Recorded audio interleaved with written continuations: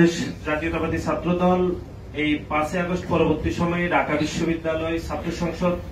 নির্বাচনের প্রস্তুতির বিষয়ে বিশ্ববিদ্যালয় যতগুলো মিটিং করেছে আমরা ততগুলো মিটিং এ অত্যন্ত ইতিবাচক এবং প্রাণবন্তভাবে আমরা সেগুলো উপস্থিত ছিলাম এবং বাংলাদেশ জাতীয়তাবাদী ছাত্রদলের পক্ষ থেকে 40টিরও বেশি সুপারিশ করা হয়েছে এবং 377টি সংস্কারের বিষয়ে বাংলাদেশ জাতীয়তাবাদী ছাত্রদল মত দিয়েছে। কিন্তু অত্যন্ত দুর্ভাগ্যজনকভাবে আমরা যেটি লক্ষ্য করলাম সেটি হচ্ছে এই 40টি সুপারিশের মধ্যে মাত্র 3 থেকে 4টি, তাও অন্য ছাত্র সংগঠনের সাথে এগুলো খুব কমন হয়েছিল, সেজন্য 3 থেকে 4টি সুপারিশ ঢাকা বিশ্ববিদ্যালয় কর্তৃপক্ষ এটি গৃহীত করেছে। আর আমাদের 377টি সুপারিশের বিপরীতে মাত্র 1 থেকে 1.5% সুপারিশ গৃহীত হয়েছিল। এর মধ্যে আপনারা জানেন যে ঢাকা বিশ্ববিদ্যালয়ের যিনি সভাপতি হন তিনি দীর্ঘদিন ধরে এটি একটি অনির্বাচিত সভাপতি, চাইলে নির্বাচিত সংসদকে যে কোনো সময় বাতিল করতে পারেন বা বিলুপ্ত করতে পারেন। সেজন্য বাংলাদেশ জাতীয়তাবাদী ছাত্রদলের পক্ষ থেকে এই বিষয়ে সুস্পষ্ট আমাদের প্রস্তাবনা ছিল, অন্তত ঢাকা বিশ্ববিদ্যালয়ে যিনি সভাপতি হবেন তিনি যেন অবশ্যই নির্বাচিত হন।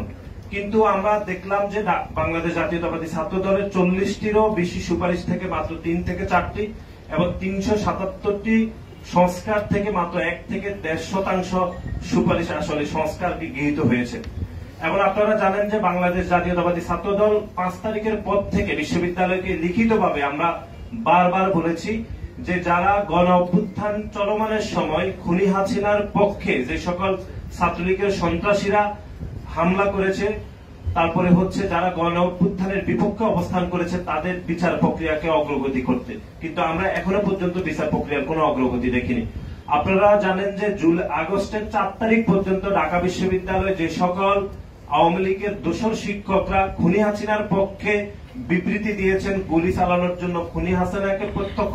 মদত দিয়েছেন, সেরকম একজন শিক্ষকেরও বিচার প্রক্রিয়া এখনো ত্বরান্বিত হয়নি। শুধু সেটি নয়, আপনারা দেখেছেন যে ঢাকা বিশ্ববিদ্যালয়ের রেজিস্ট্রার ভবনের জুলাইয়ের 4 তারিখ এবং আগস্টের 4 এবং 3 তারিখে খুনি হাসিনার পক্ষে যারা মিছিল করেছে এরকম একজন কর্মকর্তার বিচার প্রক্রিয়া ঢাকা বিশ্ববিদ্যালয় শুরু করতে পারেনি। সুতরাং এই যে যাবতীয় প্রতিটি পদক্ষেপকে নেতিবাচকভাবে গ্রহণ করে যে ছাত্র সংসদের তারিখ ঘোষণা করা হয়েছে, তারপরও আমরা সেই তারিখকে আমরা ইতিবাচকভাবে দেখছি। এই জন্যই দেখছি কারণ আমরা মনে করি যে শিক্ষার্থীরা